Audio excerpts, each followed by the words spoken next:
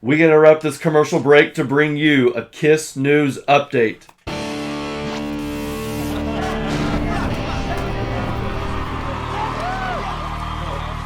Several Kiss News updates, actually. Today is going to be a jam-packed episode. Of course, I say that a lot, but today I really mean it. So everybody, strap in. We have a lot to talk about. Gene and Paul have returned to the spotlight. They have returned to the media. They've been making various media appearances and talking about a variety of topics. Talking about, of course, what's happening post-End of the Road tour with Kiss, the sale with Pop House. Will they be in the studio recording new music? Have they already been in the studio recording music? Those are the topics that we're going to be talking about. Is Kiss a lie? These are the things. Wow. There's going to be a lot of things that are going to be happening in today's episode. So thank you so much to everybody who's joined us. And thank you so much. So obviously subscribe to the channel if you're new.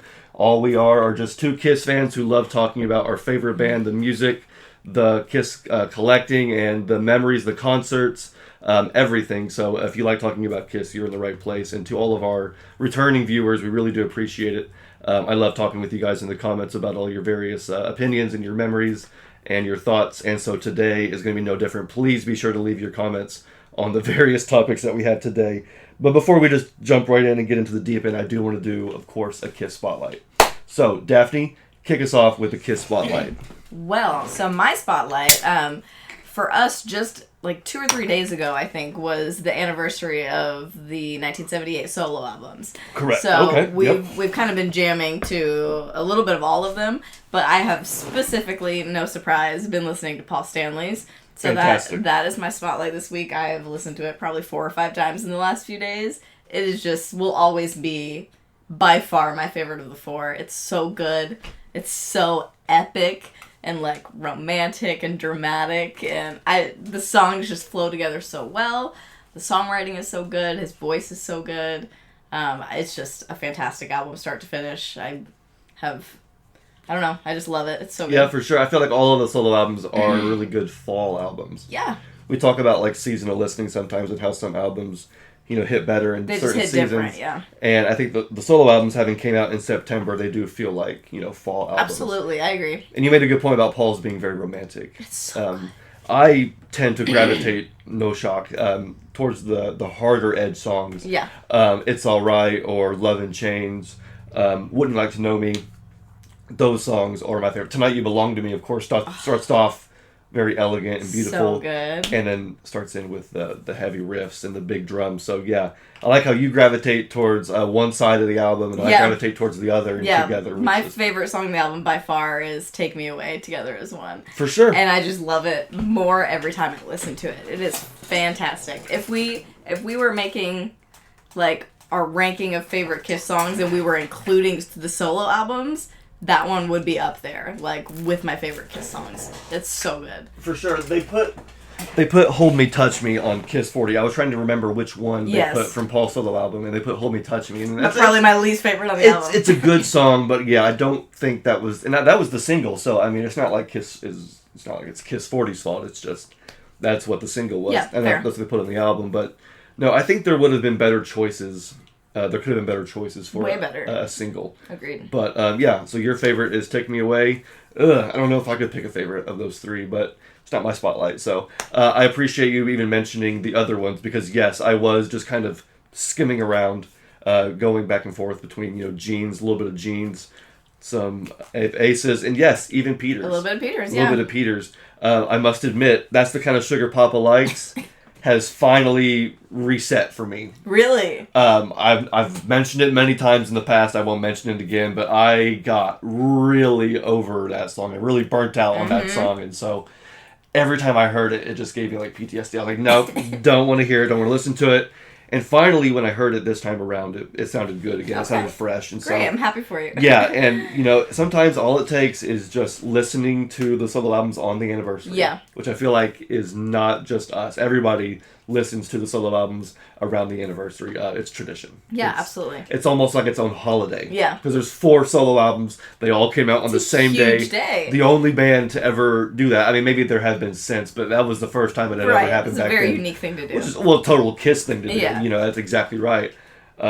So, Yeah, very cool Kiss spotlight. And so I guess we can segue into mine now? Yeah. Yeah, so mine also is a solo album Okay. from a Kiss member. And so I've been jamming to 10,000 Volts. I finally brought 10,000 Volts back out, which I knew I was going to at some point. I just needed a break because when it came out, I listened to it for months. Yeah. Oh. Which, you know. Months. Yeah, she was over it. I like it, but it was... She had enough cherry medicine. It was a lot. Yeah. Talk about being burnt out. Yeah, that was enough cherry medicine for you. Yeah. But I could not get enough dosage of 10,000 volts. I couldn't get enough volts. Yeah. So I was really digging the album, and so I knew that, you know, after a while I would just kind of give it a break and move on to something else. But when it came back, I knew it was going to come back hard. Yep. And so I said, it's time. And it was the perfect time because my initial suspicions are true. This would have made, and it does make, a perfect summer album as well. And I know it's getting more towards the fall, but let's face it, it's 90 degrees still here. It's still hot. It's still pretty hot. But when this album came out, I knew that this was going to sound really, really good in the summer. I get why it came out earlier in the year, like February is when it came out? Yeah. So, which makes sense. It's a random time of year to release an album, I feel like. Kind of, but when I thought about it, I was like, okay, it kind of makes sense because you can spend, you know, the winter times promoting it. Yeah. And then when the weather warms up, Ace can go on tour. And it was months ahead of time that, like, the first single came out and the first music video and then the second single. So, like, it was a pretty steady rollout. Isn't it the 1 year anniversary since the single came out, 10,000 Volts? Like, right around the 1 year, which that's nuts. Right. That 10,000 Volts, the song was released October, November, December, January. 4 months? Yeah. I guess it's not too egregious, but it just seems not too bad, but it seems like a very early... Especially for nowadays, I feel like it's kind of a long time. Yeah, because 4 months is like 4 months, but they did an incredible job, Ace's team, you know, marketing this album. Yeah. And, you know, producing the album and just packaging the album. I think it's one of my favorite Ace early solo albums. But yeah, like I was saying, you know, even though it sounded amazing straight out of the gate, I was like, I'm going to come back to this in the summertime when the weather's warm and you can just cruise to nice sunny weather because... Some of these songs, they don't, people are going to, you know, say I'm blasting, but they don't sound like Ace's 78 solo album, right? But they still give me that same punch. You know, like whenever you hear Ace's solo album for the first time, you're like, dude, this is awesome. This is like hard Kiss, you know what I mean? So it's just without the other guys, it's all Ace, and it's really good. So this one, you know, gives me that same, you know, first feeling all over again. The songs just feel like they're at that level. And Ace, obviously, you know, with Steve, and you got drummers like Joe Casada, who's been on the show talking about this album, you know, just lots of great people involved in this that made a really good rock record. But one of the songs, because everybody knows I love Cosmic Heart, that was the one that was at the top of my list. But the one that has actually stuck in my head and stood out the most this time around is Up in the Sky. Okay. And I think you can also, we were literally just singing that before the show because that's one that if you're not careful, I mean, it's an earworm. It gets in there in your head. And it stays there. I heard it for like maybe 30 seconds in the car earlier and now it's been in my head ever since. True. And now that I'm thinking about it, maybe it's not giving me like specifically 78 Ace Frehley solo album vibes, but it's giving me like Dynasty or Unmasked. Okay. Which is funny because there are no songs about UFOs. Right. But that's not what I'm talking about. It's the music. Right. It's the actual music and the rhythm itself and the tone of the guitar. They knew what they were doing when they made this album. So, yeah, I love hearing it. The songs are just as good. Fighting for Life is still like one of the best songs on the album. That is one of the best ones. Anton's double bass at the end just takes everything to the next level. So, yeah, I know folks have already probably heard 10,000 Volts and they made up their mind on it, but just got to say one more time that it is a great album. It's not like how we were both spotlit solo albums technically, but very cool. So now that we've kind of warmed up, I do want to get into some of this news because we're going to be here for a while. You and I recently listened to the Billboard's Behind the Setlist podcast, which featured Paul Stanley. And I figured we would talk about this first because this is the one I think that got spread around the most.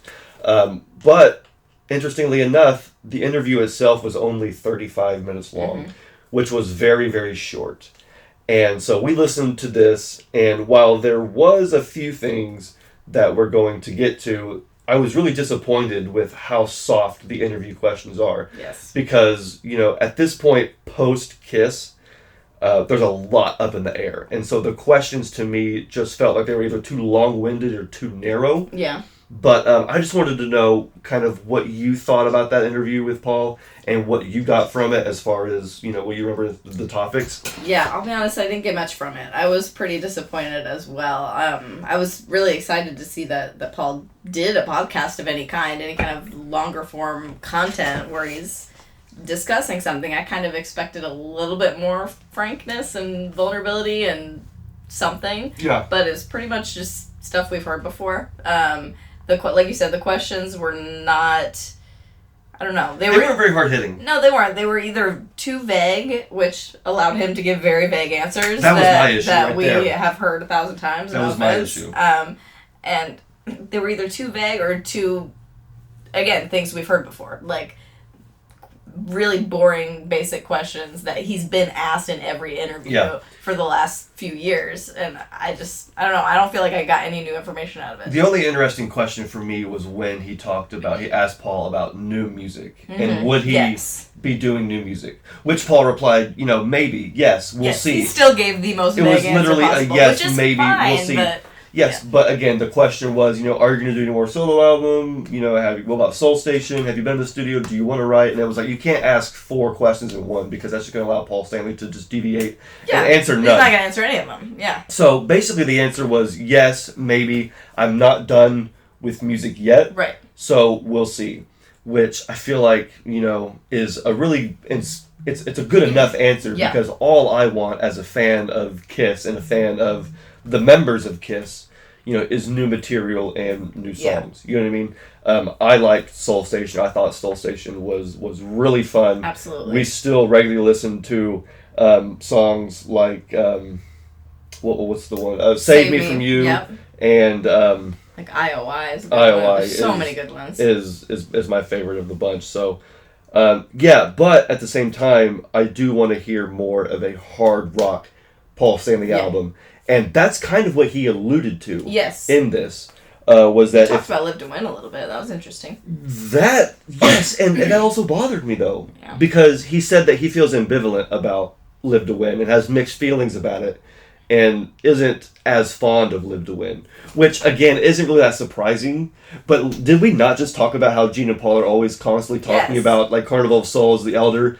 It almost seems like they really just do not like half the stuff that they've done. I don't, and it's really been bothering me lately. Yeah. Because it's been extra prevalent in every interview lately. It seems like the only things that they care about are like Destroyer and Revenge. And somebody made a good point. It seems that the only album that they really embrace is Creatures of the Night, even though it failed on the charts. That's a good point. I guess they just really, stand by the material. I guess in the end, War Machine, I Love It Loud, and even Creatures of the Night itself have been in the set list several times. I just wish they had that same attitude with the other ones. It doesn't have to have been a commercial success at the time for you to still be proud of it. Yeah, well, and with Live to Win, since we're talking about this Paul interview, it just what makes me laugh is that Paul even said that when he did Live to Win, he was intentionally doing something different. Yeah, and he wanted to do something that was unexpected and it just outside the box of what his 78 solo album was. Yeah, which I could totally respect, especially as an artist who's probably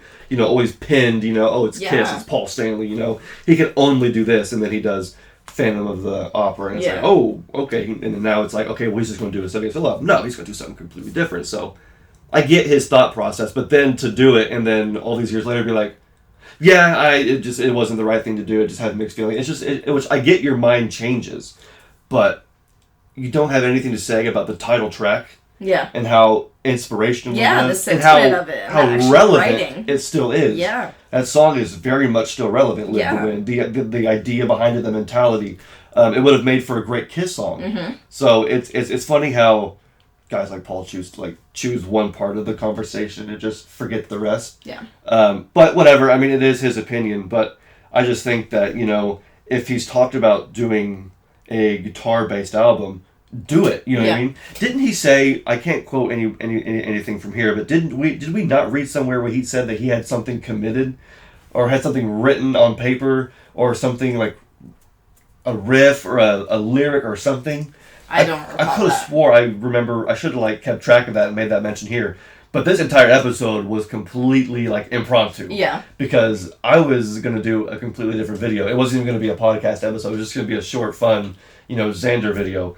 But all this week I woke up and there was just new Something stuff new every being day. said, seriously. And so, yeah, this was just one of those things. Paul Stanley talking about new music.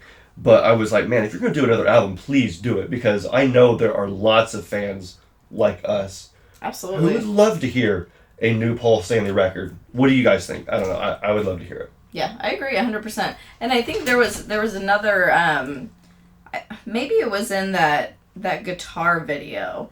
That was a good interview. Yes, that was a well done interview. But maybe it was in that one that he mentioned how he had finally started like playing guitar again and like getting inspired again, because he basically said that for months after the tour ended, he really couldn't bring himself to play or anything.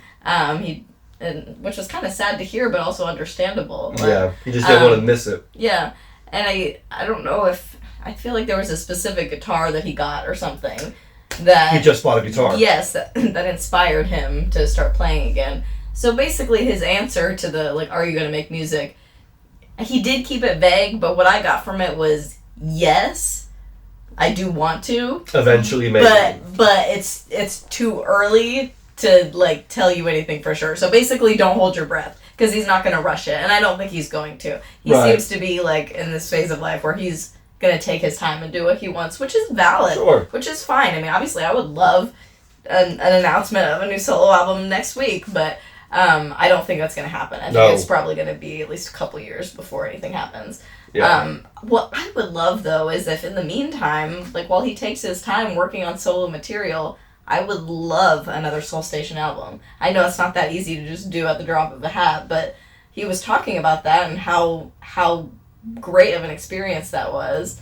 And I 100% think that they could do it again. They could do a second album that's even better, because there's so much material to work with as far as covers in that kind of genre, but also, I mean, you can sneak in some solo songs or some original new material into that too.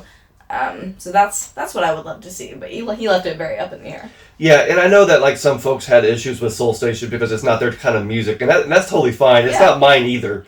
So yeah, I totally understand where folks are coming from there. For me, I was just wanting to hear him sing and hear him write. And for me, the songwriting was very interesting. So I would definitely love to hear a new Soul Station album, whatever Paul wants to do, whenever Paul wants to do it. Hopefully sooner rather than later. Yeah. But, I don't know. We'll see. Because that wasn't the only thing that they talked about in the interview. That was just, to me, the most interesting. Right. But, of course, there were open-ended, vague, long-winded questions about the Avatar show and all this. Yeah, nothing new from that. Well, I mean, we can deduce a few things and get some things from that, because Paul specifically mentioned how this future Avatar show, this future Kiss experience, is not going to be a simulation of a concert. Right. Which I feel like we knew. Which I guess kind of makes sense, but also at the same time, in my mind, that's kind of what it was going to be in a way. What we saw at the unveiling of this at the Madison Square Garden show was that there were going to be these virtual renditions of the Spaceman, Starchild, Demon, and Catman, and they were going to play instruments and sing, basically. I still think they will. I don't think he's saying that it won't be a concert at all. I think he was just saying that it's not going to be a hologram Kiss concert. It's not just going to be a hologram, like, hyper-realistic, like you're seeing Kiss again. But I do still think they'll be playing music. I think he's just alluding to the fact that they're going to be freaking superheroes. That Gene has literal wings and will be flying around and doing. I think he's just saying, like, don't have your mind be so narrow that you just imagine this as a hologram concert, because it's going to be so much bigger than that. But I do still think there will be music. Oh yeah, there has to be, because I mean, even what else? Yeah. Well, yeah, because if you're going to go see it, you can't just go see these flying things. I mean, the whole reason for the show is the music. Mm-hmm. And everything else that Kiss has done over the years is just accompanying the music or accenting the music or just adding to the music. But the foundation very much is the music. So I would hope that they would do a nice mix of songs and have, these, which we need to find a new word for them, because Avatars just doesn't seem a good fit. I mean, Yeah. Paul even made a mention of the word hologram. Mm-hmm. He said these are not holograms. He said that ABBA thing you saw was outdated. Yeah. Which made me laugh because everybody's always talking about how that ABBA show was like insane. It was next level. He says, well... And it is, but... He said it was when it happened and when Right. it came out. But Yeah. at this point, we're the beyond technology has advanced that. so We're much beyond already. that. Yeah. So that makes me think, yeah, like you said, we're going to see Gene... actually flying without having ropes or flying on a literal pond. wings. It's and he'll breathe fire, but it's going to be a much bigger fire He with will no literally sword. breathe fire. So yeah. I'm interested to see where this goes, and I know most folks are probably already done with this conversation. And if you are, hey, that's okay. That's fair. By the way, did you know that all of our videos are actually divided into chapters, so that if you want to get to a particular topic, you can actually skip forward. Just go into the description and look, and you can see all the topics that we talk about. Every single video, every single time. So I totally understand if you're done talking about the avatars, you're done hearing about it. Totally fine. But if you want to continue on, let's continue on because, so it's not going to be a simulated concert. It's also not going to be a traveling show. Paul made mention that due to the intensity and the robustness of this technology, it's not going to be able to just be mobily, transported from one location to another. It'll be on stationary. tour. It's going to be stationary. Yeah. But according to the CEO, it's going to be, what's his name? Persundon, I think his name is. It's going to be multi-locational. Even if it isn't traveling, there will still be multiple destinations. That makes sense to me. All across the world. That makes sense. That to me is, I'm hopeful for that because to think that there would just only be one in Vegas, which I think Vegas is one of the areas that they're like really talking about. I mean, it's the most obvious one. It's not going to be in the Sphere. Everybody keeps saying, "Oh yeah, they're going to put Kiss in the Sphere." No, the Sphere is its own thing. Paul is saying that he said there's going to be a venue built around this technology. Oh, okay. He said just like the one for the ABBA show. He said even though it's next generation, it's still in that same vein where you're not going to be able to just take your projector from one location to the other. You're going to have your technology, you're going to have your machines and whatever it is here, and then you will have to build the arena and the venue and configure it around that. Yeah. And if there's one in Vegas, then there you go. If there's one in London like there is with the ABBA show, boom, there you go. There needs to be one in Tokyo. Yeah. I would say you need at least one, depending on how Pop House wants to do this, in almost on every continent. Yeah, except for sure. and maybe obviously Antarctica. I don't know the market in Africa. You don't ever really hear about Kiss playing in Africa. No, that's true. So maybe, I could definitely see them probably in Dubai. Yeah. They did the Dubai thing, and they almost tried to go back again, but just due to tensions in that area, they had to cancel the last show. But, just all these major markets. Australia needs one. 100%. Tokyo needs one. I would say Canada needs one, but it's in such close proximity to Vegas that they probably wouldn't even do one. Right. In more than one location in North America. I don't think Canada or Mexico would get one. You don't think they'd have more than one in the U.S.? I don't think they would have more than one in the U.S. Interesting. I think it would. I don't think there's a reason to. I think this is going to be like Cirque du Soleil or whatever. What's it called? Cirque du Soleil, where it's there, and if you want to come to it, come to it. Right. We're going to have shows going all the time. Yeah. And if you want to, you're in Tokyo for vacation, or you just live in Tokyo, boom. So I think that's what it's going to be like. So we can get at least a few things, from this interview.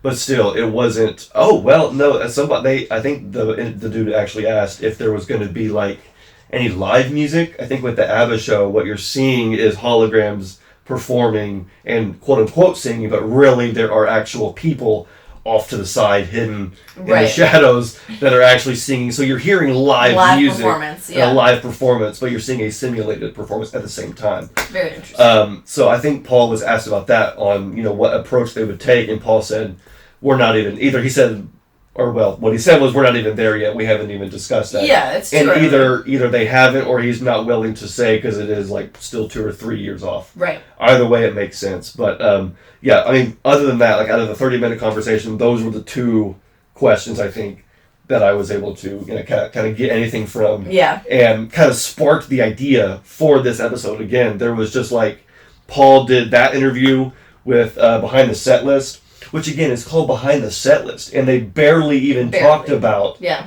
They barely brushed on the End of the Road Setlist and Soul Station Setlist. Right. It was cool to hear Paul talking about some of his, we always hear Paul talk about his rock icons and his rock heroes, because it fits in well with his rock narrative. But we very rarely hear him talk about, again, ever since Soul Station at least, he's been more vocal about some of the other influences in his life. From other genres, Yeah, and so like the soul music and that stuff, and so which is really cool. But other than that, there wasn't really any talk of like actual songs and set list. I was surprised. I kind of thought that would be more of the discussion. I was hoping for more hard-hitting questions and a longer, more in-depth interview. Like I said, that one guitar. What was that even? I forget what the name of it was. It was like a Gibson thing. Was it Gibson? Yeah, that Gibson guitar interview was fantastic. It was very cool. But this just felt like, if you ask Gene and Paul softball questions, they're going to give you roundabout softball answers. Yeah, it's just very surface level. But as soon as you start trying to pry and dig in, then they start, they'll start giving you some stuff. So right. I was a little disappointed in that, but I did at least want to bring those two things with you. I do want to move over to Gene, because he also recently made some comments about this next Avatar show. Okay, I don't think I know about this. This was an interview that Gene did with Forbes. This also occurred this week, and so Gene was referring to the sale to Pop House. He said, we're very fortunate for the money that we've gotten, which I'm very, I'm sure he is. But he was also talking about just what this next phase is and what it's going to look like. And when Gene describes stuff, sometimes we usually get some pretty wild out there expressions. Yes, we do. And metaphors, and you just kind of sit there and go, "Oh, Gene." Well, he knocked it out of the park with this one. Okay. This is what he said in regards to the next phase of Kiss. He said, if you can imagine a caterpillar, when it looks like it's dying, you build a cocoon, right? Yeah. You think that's it, but it's not. You turn it into a butterfly, right? So I like what he's saying here, because people have been saying, "Oh, Kiss, they're done. It's over. It's dead." The caterpillar has now died in its cocoon. No, Gene says, like a phoenix rising from the ashes. That's what's happening with Kiss. Yes, that's so good. I was good. Like, okay, I either Gene is like gassing us up, or he's like saying you're in for a good show, because I want him to write a song. The way, I want him to write a song with that metaphor, because we were just talking about this last week. Phoenix rising from the ashes. Yeah, we were just talking about this last week. How a good song. He always just packs his songs full of these like common phrases and idioms, and that one is really cool. And if he could just like focus the whole song around that concept instead of packing a bunch of other random phrases in there, that'd be really cool. Gene and Paul should have taken that lyric and made that their last single for the end of the road tour. We're like a phoenix rising from the ashes. That's so good. We're on tour. We're gonna kick your. No, I'm just kidding. Anyway, but. So, yeah, I thought that was a really, really cool way of saying it. Everybody has this idea that Kiss is gone, their Kiss is dead, never to come back. And just like a, caterpillar turning into a beautiful butterfly, Kiss is going to rise from the ashes like a phoenix. Yeah, that's and good. Come back in a way that nobody's ever seen, at least according to Gene. So, I love... I know some folks are kind of overhearing about it. It's one of those things where it's like, I'm not sure if they should keep talking about it and keep hinting at it to tease us and keep us interested. Yeah. Or just shut up about it, because it's like 3 years off, and so it's not even no point. I don't know. I don't mind, just because I am still on board with the concept. I still think it's cool. But I almost feel like they should shut up about it until they have something new to say. Like, until there's actual, because it's still so early. But they also get asked the questions. That's true. So, if they're not in control of the questions. But they usually probably do have a say in the questions with most of these interviews. Yes, but you can also catch them off guard in the moment on camera. You can, but I feel like most of the interviews that they've done, especially Paul, that Paul has done in the last few months, feel very controlled to me. You know what I mean? Like this one and the, what's her name? Well, the one with Allison definitely was. This one didn't seem quite as controlled. This one seemed more like a phone call. Yeah, but I feel like he probably had this list of questions and approved it ahead of time. You know what I mean? Right. I don't feel like he was necessarily surprised by it. No, you're probably 100% right. But I don't know. I just feel like, and like you said, if they are asked the question without approving it, then there's nothing they can do. But I feel like until there is something new to say and more developments have been made that they can hint at, then it's just, even though Kiss is not on tour, even though Gene and Paul are not, I'll never get tired of Gene and Paul's quotes in the media. Yeah. Because people get irate. Like, go to ultimateclassicrock.com on their Facebook page. Anything that Gene says or mentions will just get roasted by everybody. Yeah. in the comments. Like anytime Gene says anything, and sometimes Paul, but like they can't do anything right in some people's eyes, and it's mostly because of like the headlines that people choose to use for their headlines, or like one of the one-liners from their interviews. I gotta admit though, even though I'll never be, I'm never gonna get over how media trained Kiss is, and how well Gene and Paul are good at what they do in the media. Because that metaphor about the rising phoenix was pretty good. It was pretty solid. That was. This next one raises a lot of questions. This next one I'm not so sure about, and I want to know what everybody else thinks, because I mentioned in the beginning how Kiss is a lie, ? Yeah, what's that So let's open up this conspiracy. So Gene did another interview this week. How? And it was on a podcast called Really Famous with Kara Meyer Robinson, one of the million podcasts. The fact that we have anybody watching our podcast is amazing. Yes, Thank you everybody, because there are so many podcasts, so many other channels that you could be watching. The fact that you're watching us is fantastic. So I really do appreciate it. But Gene was on this podcast called Really Famous, and he was talking about the music business, the importance of the business side, and how you should really familiarize with it. But he was quoted as saying there was Kiss before Kiss. Yeah. There was a Kiss before Kiss, but they didn't trademark the name. They didn't trademark the look. We did.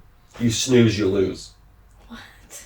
How bizarre is that? Now here's the full. Here's the full quote. Here's the full quote with Kara Meyer Robinson. He says, "Unfortunately, most guys that strum guitars never paid attention to truth in advertising.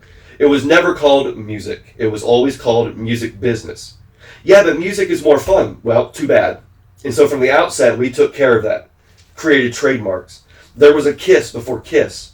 They never trademarked the name. You snooze, you lose. Oh, I didn't know that. Well, it was your responsibility. You have an inferred fiduciary duty to yourself to find out who, what, when, where, and how. Having the right thing at the right place at the right time, that's your responsibility." Wow. So these words are very stern and very firm. I feel like I just got scolded. But at the same time, again, I did watch. I was able to only watch part of the interview. Shannon actually called mid-interview. It was really funny. That's great. Shannon called, and he was like, "Oh wait, what?" And so he put her live, and she was asking if he could pick up her dress or whatever. Anyway, I wasn't able to catch the whole interview, so I don't know exactly what tone he was speaking in there. That was just the tone that I read, because he used words like fiduciary and inferred. What?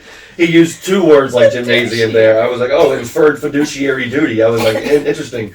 Not even sure those words go together correctly, but anyway, I was just like, there was a Kiss before Kiss, but they didn't trademark the name. We did. You snooze, you lose. So if you want to take this at face value, which maybe that right there, there within lies the issue.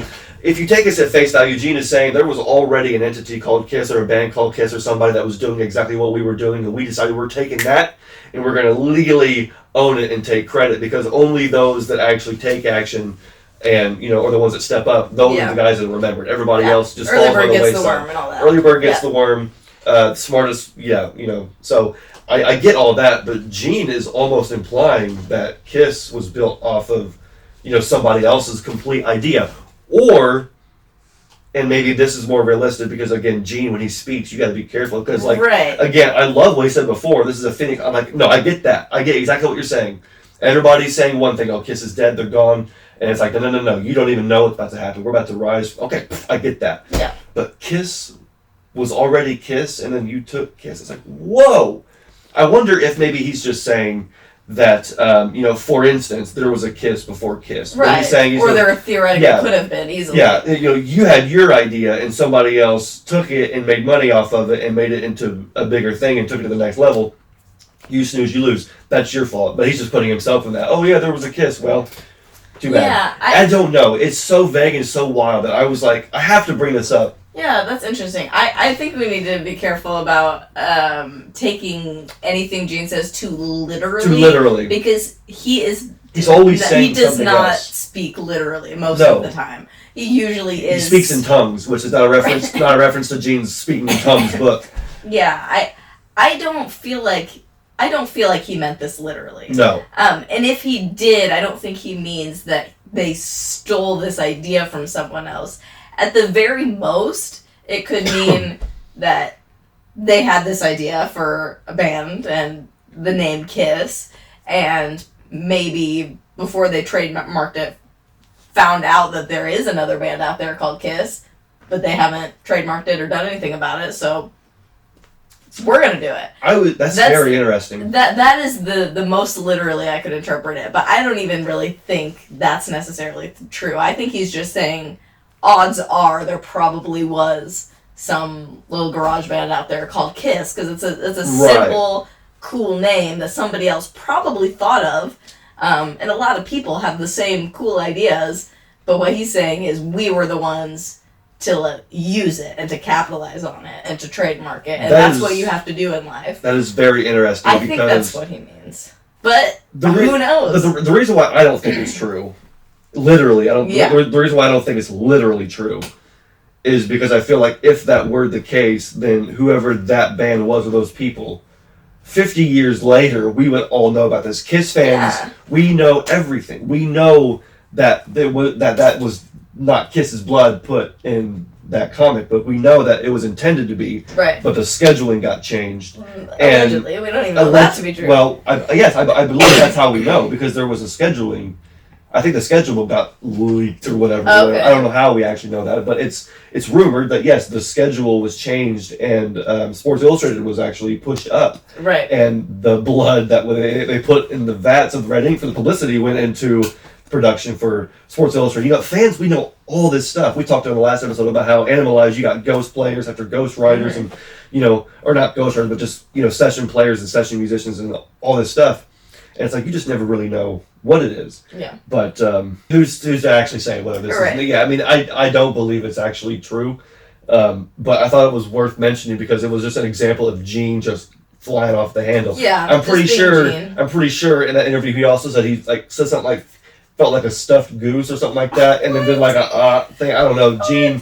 And I felt so bad for the lady sitting in front of him because I was just like, oh, jeez, because Gene in an interview can go real crazy real quick. Yeah. So it's interesting how you get like that from, you go from that to that. But I do want to get to some other things because I think probably my favorite piece of news out of this whole episode today will be the fact that Gene has announced a U.S. date for his solo band to be performing in the United States. And not only that, it's going to be in Kentucky, which we are directly right above Kentucky. Yeah. So next year, Saturday, May 3rd, 2025, Gene Simmons is going to be kicking off the season at Beaver Dam Amphitheater. It's been the first show of the season. Are tickets on sale yet? Tickets go on sale today. And we're getting them? We are hopefully going to, yes. The idea is to go to this and hopefully go see other shows of Gene's, because I'm assuming, and I'm pretty sure that it's been not like confirmed, but I'm pretty sure that it's all but confirmed that there's going to be more U.S. dates added soon for next year, which is what we've been dying for. Which is, as soon as Gene announced those European dates, I was like, okay, this is great because Gene's not wasting any time. Yeah. Gene wants to be back on the road. He wants to be in front of fans. He wants to be playing music. And he wants to be performing on stage. That's what we like to hear. So, of course, he's playing European dates. That kind of leaves us out. I'll be happy watching YouTube videos for now. But I want to see Gene Simmons live. We missed him on the last tour. Yeah. Don't know why. Don't know how. Will not happen again. Absolutely not. I cannot wait to see Gene live. And so, yes, we're going to try to see this show in Kentucky, since it's like very, very... Well, I'm not sure how close or how far Beaver Dam Amphitheater is, but I'm sure we've driven longer for I was going to say, it can't be that far. And if we get tickets now, then we see the show next year. That's next year. Exactly. We've already spent the money for the tickets. We'll have money for travel. It'll be free by then. It'll be free by then. We're making a future investment. Anyway, I really hope that means Indiana. Yeah. Because... Number one, rock and roll and Kiss in general just do really well in the Midwest. Heavy metal, rock and roll, always, and I mean, even country, it just does really well. The crowds are always just next level. So I really hope that if he's this close to the Hoosier State, that he just books a show, which I think he played in Anderson last time, which is a random city, but whatever. I'll take it. We'll go if we have to. It's just exciting to hear the fact that Gene is going to be playing a U.S. Day. I don't know when the dates are going to be announced. There was no information on that. It probably won't be for a while. This seems like a very early announcement.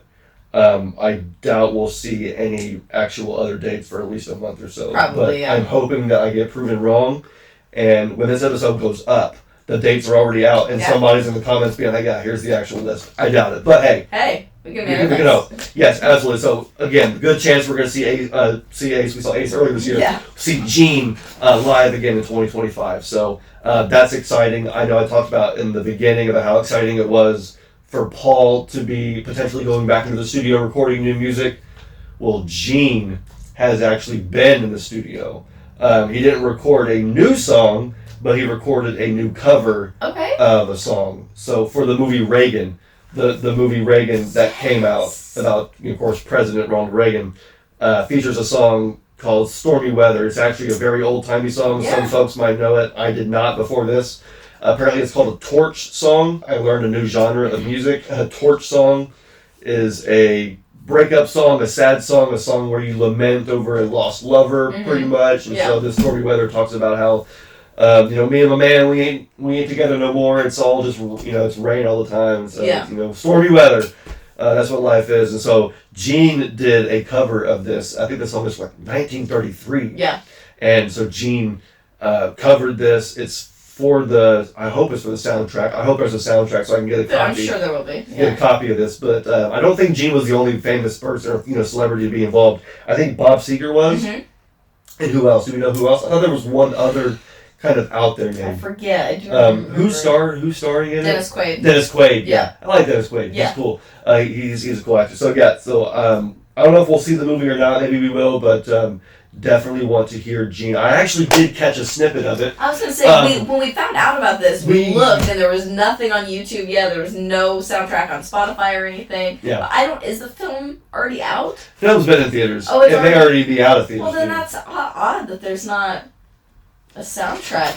I mean, I don't know. Maybe we need to look up if there is for purchase somewhere, and maybe it's just not on streaming, because that's what we looked up. But I would love to hear that. So I was able to find a clip of him singing. Yeah. I actually just, again, because we looked at it, tried, finding it when it first was announced, but had no luck. And then so just like recently, right before this episode, I was looking up, trying to find clips of it, and that on Twitter I found where the Twitter page, X page, whatever, for Reagan posted a studio clip of Gene actually in the studio. Cool. Footage of him recording it, which means there was footage rolling of Gene recording in the studio. I didn't see that.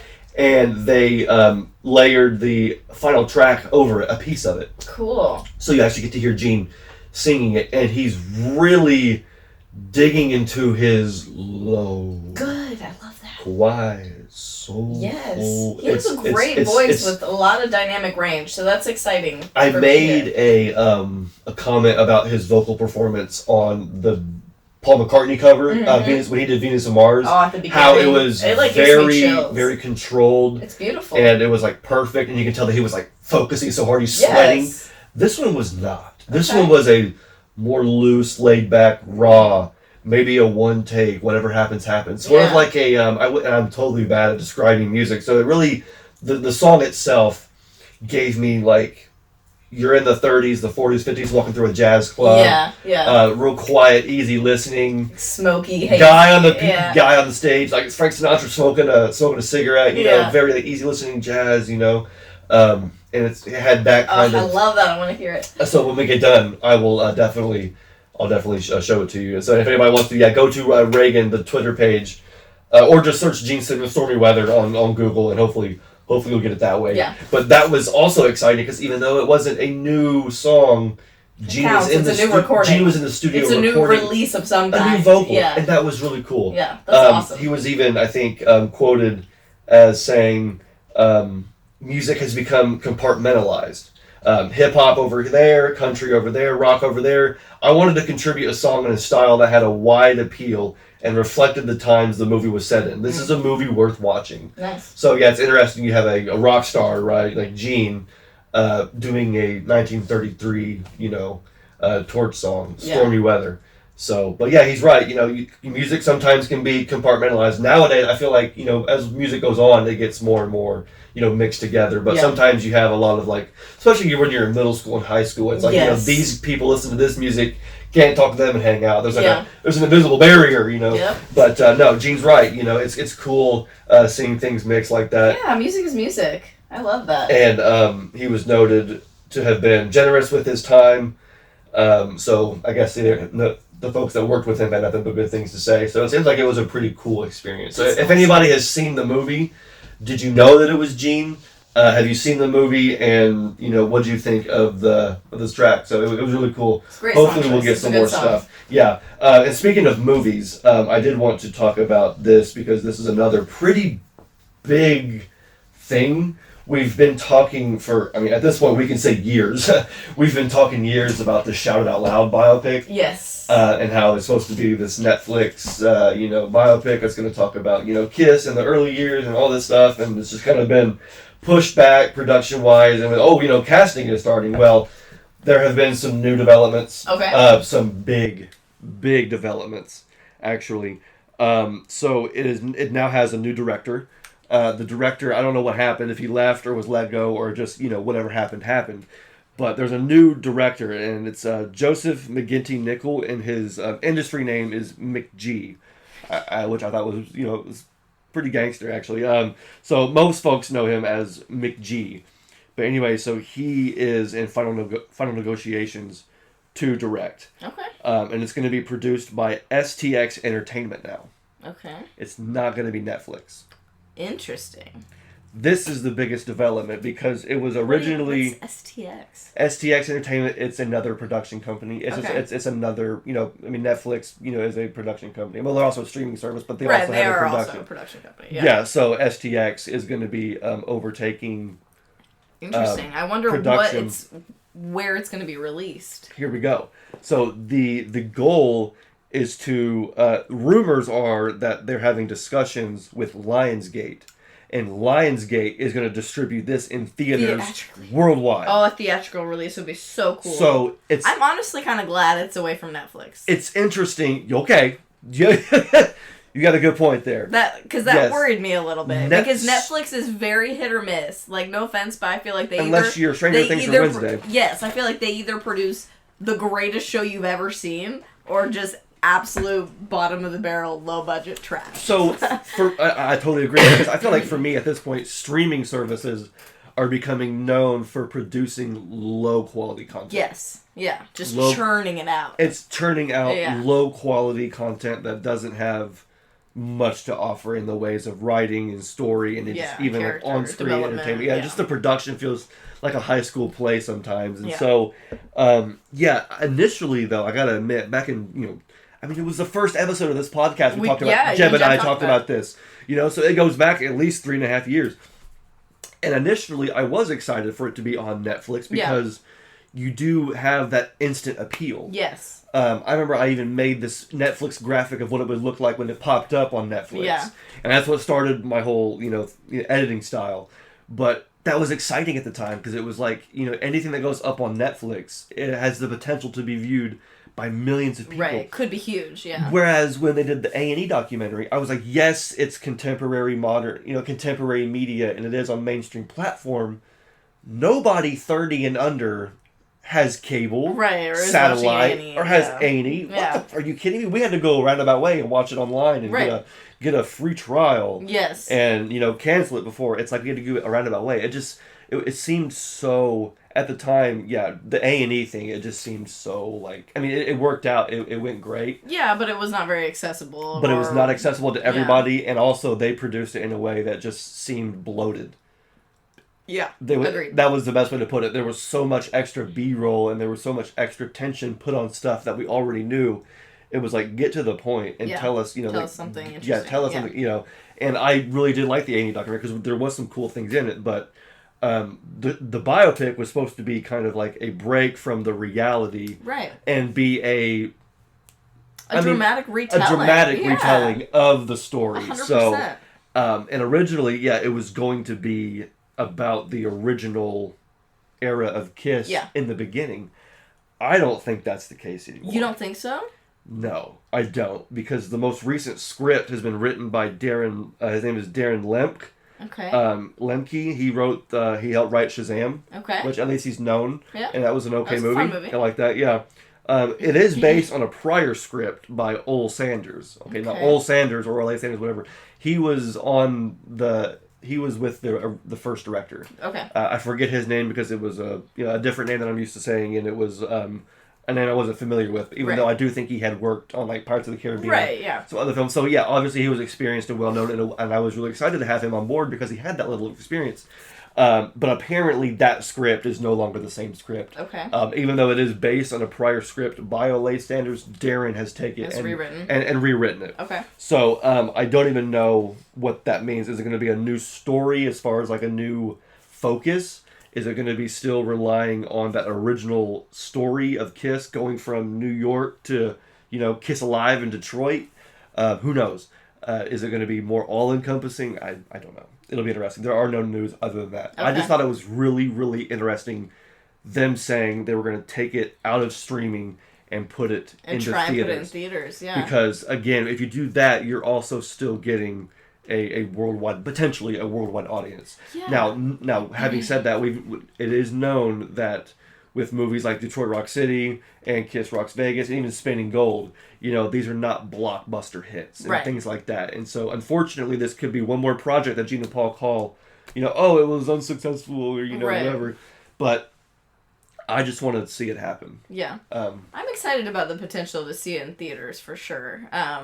Because it's interesting because at the time when it was announced and it was going to be on Netflix, I feel like, because that was a few years ago at this point, I feel like at that time, and streaming is still huge, don't get me wrong, but streaming was it, and theaters were kind of dying, and movies were kind of dying. Hashtag COVID. Yeah, exactly, because of COVID and other factors.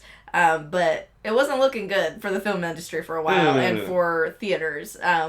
But within the last year or two, we've seen a huge resurgence. Thank goodness. And yes, I literally was terrified. We were lamenting the fact that we might actually see the theater experience die in our generation, in our lifetime. I said, I'll be darned if that happens. Over my dead body. So we go to the movies like once a month now. Because we're like, you gotta like keep it going, you know what I mean? I'm not exaggerating when I seeing a film in theaters.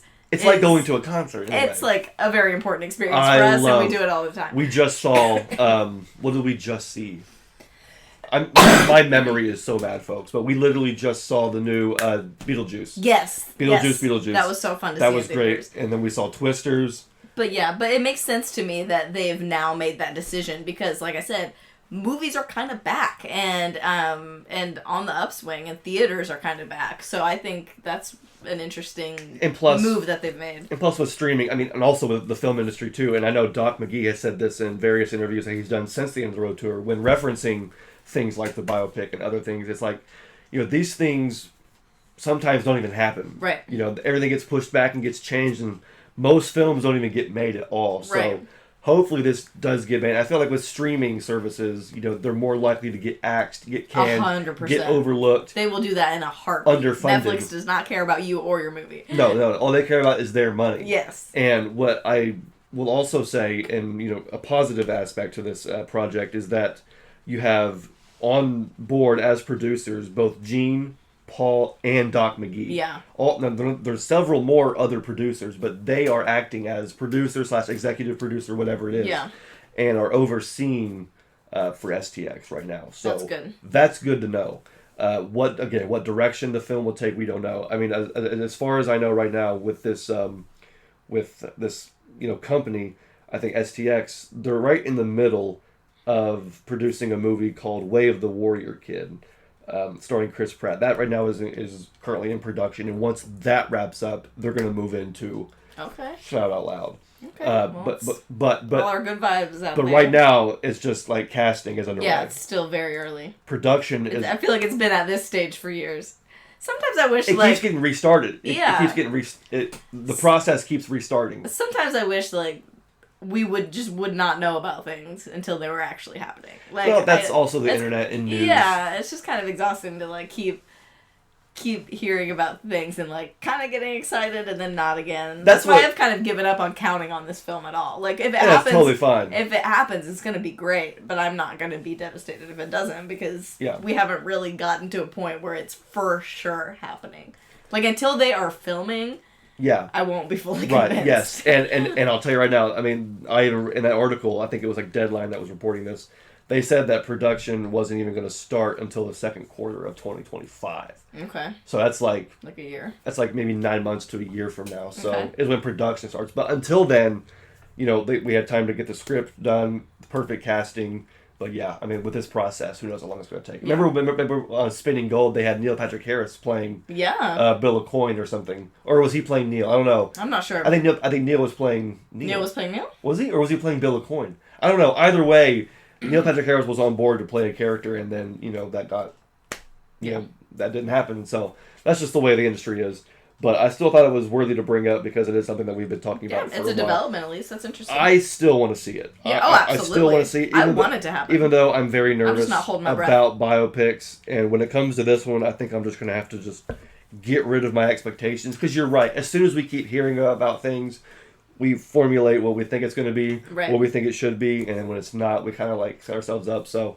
at the end of the day, if it gets made, I'll just be happy to see it. And I think if it gets made, we're going to go into it the same way we went into Spinning Gold. Gold. And oh my gosh. We're going to enjoy it. We had so much fun watching Spinning Gold. Because some people have problems with that. We had a great time. Well, they let themselves have problems with that. Like, I was not going to watch it's not that deep. A documentary. It was not a documentary. It was a dramatization 100% of the events. And so it was a fun movie. Yeah. Historically accurate, not 100%. Doesn't matter. It was still still fun.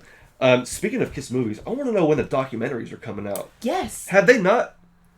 Didn't we see? Was that not on Tommy Thayer's Instagram story yesterday? Yes. Like he was filming interviews, and it looked like a documentary interview. That looked like a professional set. Yes. And 100%. That makes me hopeful because I know Doc McGee has said there's at least one documentary in quote unquote production or in the works, whatever wording you want to use. And so just like, again, hearing Paul might go back in the studio or hearing about a Shout Out Loud biopic, it's like that gets my blood pumping. That's what I want. So to see that, yeah, you're right, because he posted interviews and posted the picture, and I was like, that's awesome. Yeah. That is awesome. Yeah, I'm excited. Do we think it's going to be just about the end of the road? I've been hearing potentially, the way Doc has been speaking, which again, sometimes is like, Gene, you gotta just take it for what it is. Yeah, and take it with a grain of salt. Yeah. It almost sounds like there are potentially 2 documentaries in the works. Okay. There's one just about the End of the Road tour. Okay. Which is why we saw those cameras filming. Yeah. And they're working on that one. And there's also going to be a just Kiss in general. Okay. Kind of like the A&E documentary, but hopefully less A&E. Film, yeah. Well, hopefully it's less A&E. Yeah. And it's more Kiss. Yeah.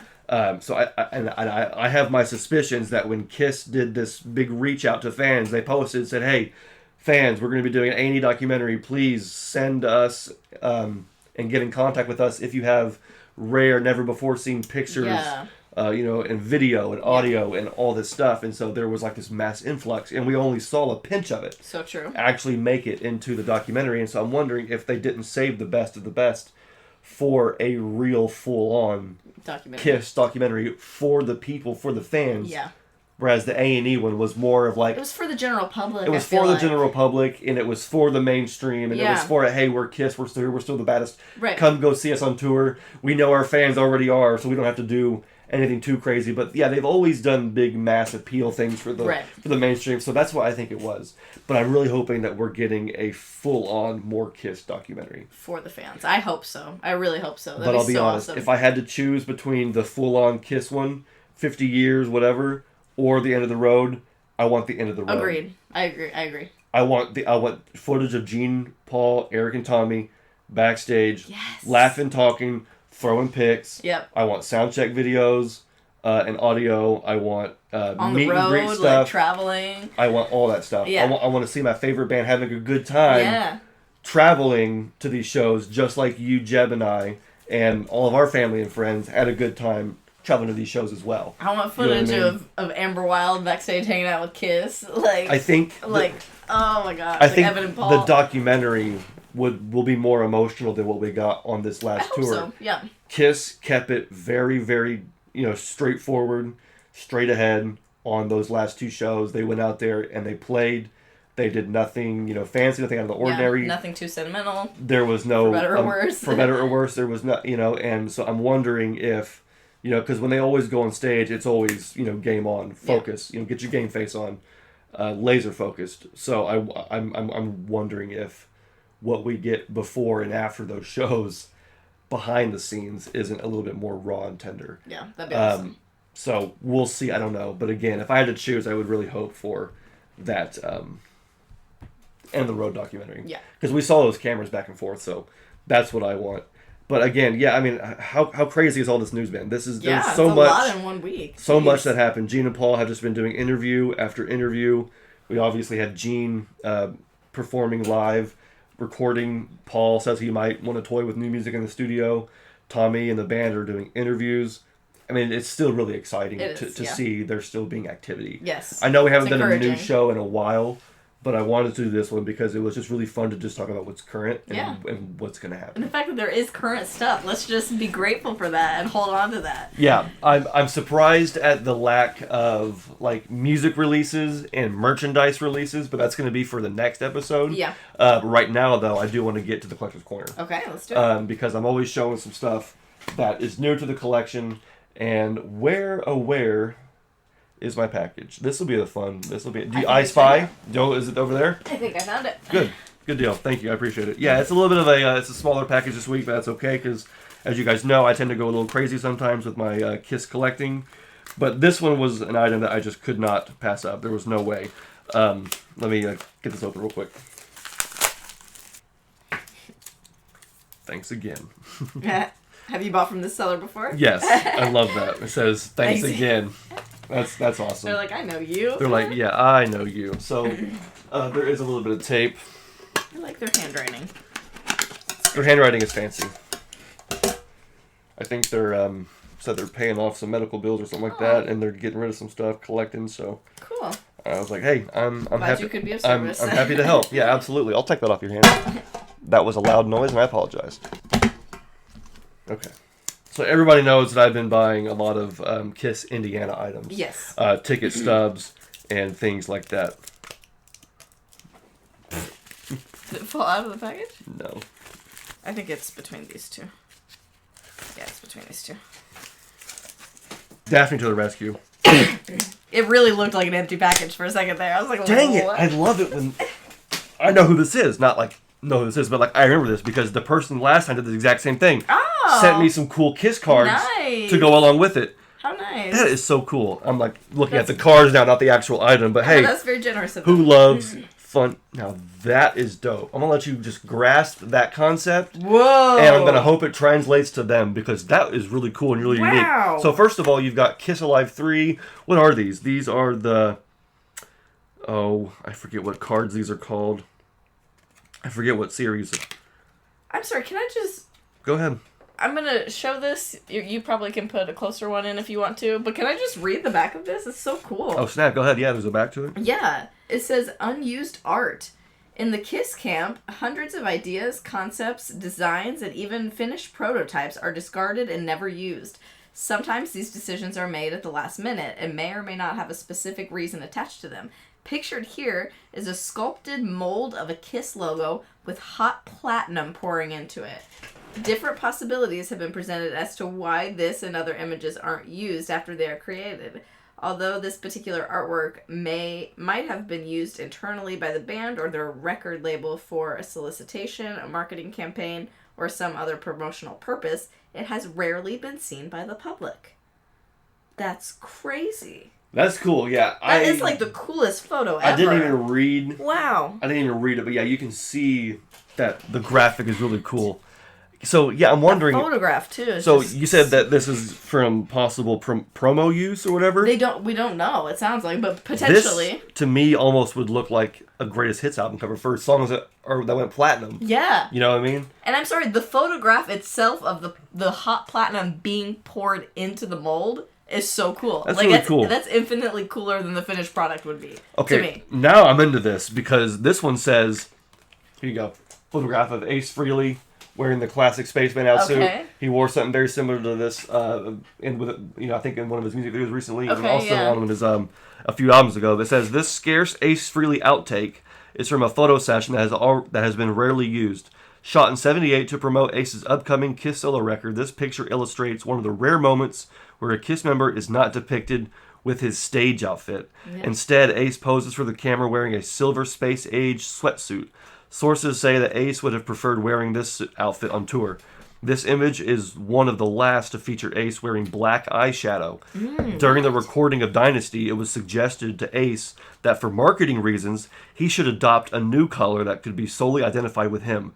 Thus, the spaceman wore blue eyeshadow from '79 through today. Let me see this. So, wow. Now, that is really cool for anybody who's a huge Ace fan, Dynasty fan. Rick, I'm talking to you. Yeah. And just 70s Kiss fan in general, and makeup fan, because I know some people, are really good at pinpointing on when different variations happened with their makeup, but I never once considered the black to blue eyeshadow. No, I never really thought. I mean, it seems obvious now, but I never really considered it and noticed the difference. No, that's crazy. Whatever, set of cards these came from is really cool. It's awesome. The unused art one says scarcities, and then the Ace one says makeup variations.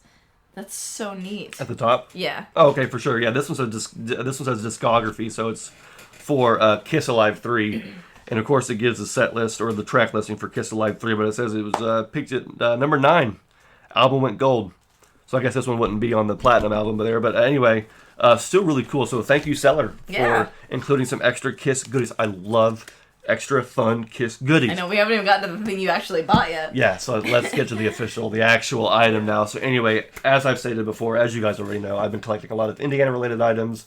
The convention poster from '95, some ticket stubs, and of course guitar picks. And this is now the third guitar pick I've collected from Ace Frehley on the farewell tour from a Indiana Kiss show. This one actually was Evansville. Okay. But first of all, I like that neon green. Yeah, it almost looks like glow in the dark. That's cool. I'm gonna turn our light to green now. There we go. Just to match. Just to match the vibe. But yeah, so this one I got for a really good price. I've seen some guitar picks, almost this exact same guitar pick, going for like 2 or 3 times the amount. So I think I have 3 now from Ace Frehley on this farewell tour, and I've gotten all 3 at a really good price, 2 of which were from this same seller. So nice. Super awesome, super cool. I'll throw pics up on not the pic, but I'll throw pictures. Pics of the pic. Pics up there, and for you guys to see. This one comes from Evansville on September 10th, I believe that is. Cool. But yeah, no, I love putting it up to the light and seeing that. That is really cool, really neat. So if you wouldn't mind, would you mind putting that up there underneath the drum head right there next to the other 2? Absolutely. Perfect.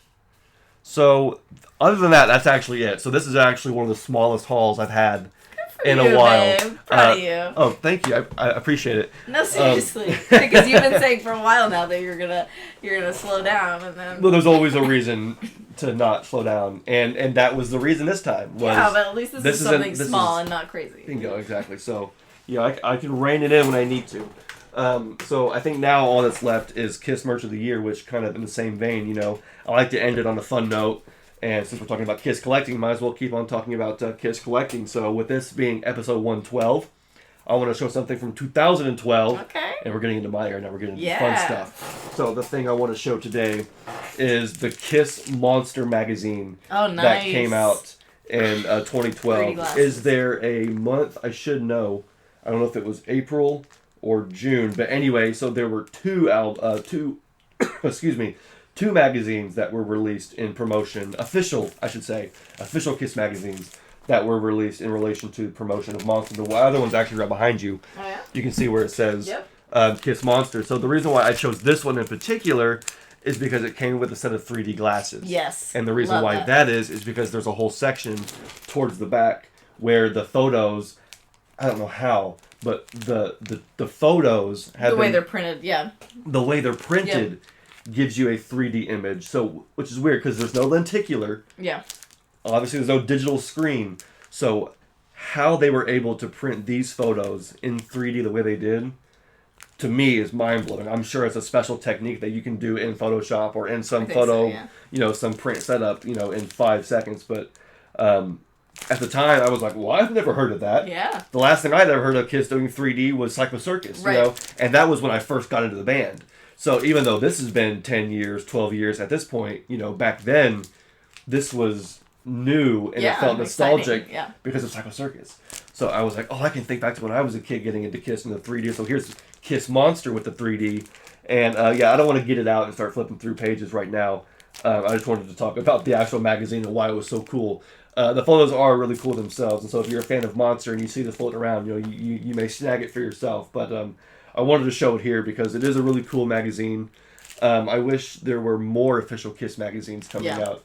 There were those 3 random ones last year that came out that at the time were fun to buy. Yeah, they were cool because it was something new Kiss, but there wasn't anything new. Yeah, it wasn't new. And even though it was exciting to see these images, it was like in the long run it wasn't anything new and exciting. Right. But this, when it came out, this is about the official.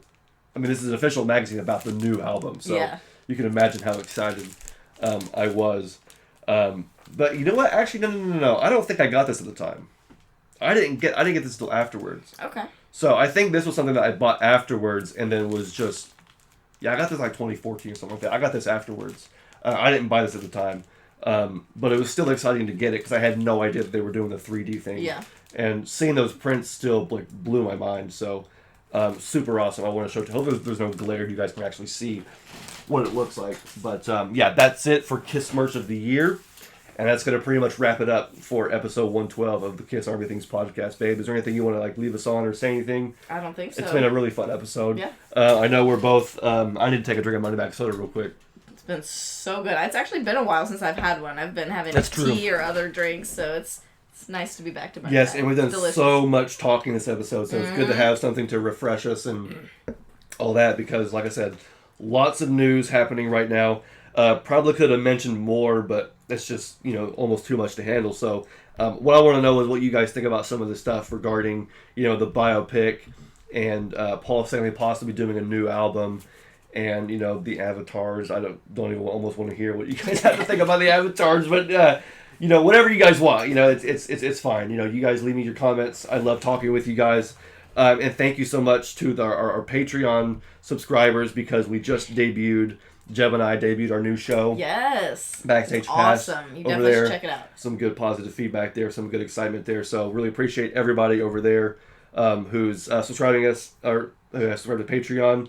That's Darren, Rex, Bjorn, Matt, and Greg. We really appreciate it. You guys rock.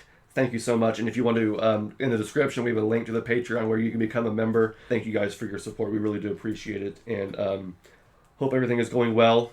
You guys take care. Stay safe. Stay healthy. We'll see you in the next episode. Next episode is going to be fun, unless something changes, because sometimes around here things can change on a dime. You never know what's going to happen. But in the next episode, what I have planned is going to be fun. It's going to be a little bit different than what we usually do around here, but I'm excited because even after 100 episodes, the fun never ends. The fun never stops. That's right. The conversations are always flowing, and that's because you guys are here with us. And so I really do appreciate you guys, especially the ones that are watching right now. Less than half of the people that watch these episodes actually watch until the end. Interesting. So for you guys, I salute you. Thank you so much. We see you. Shout out. Really appreciate it. Again, we'll see you in the next episode of Kiss Army Things. My name is Xander. My name is Daphne. Peace out. Rock on.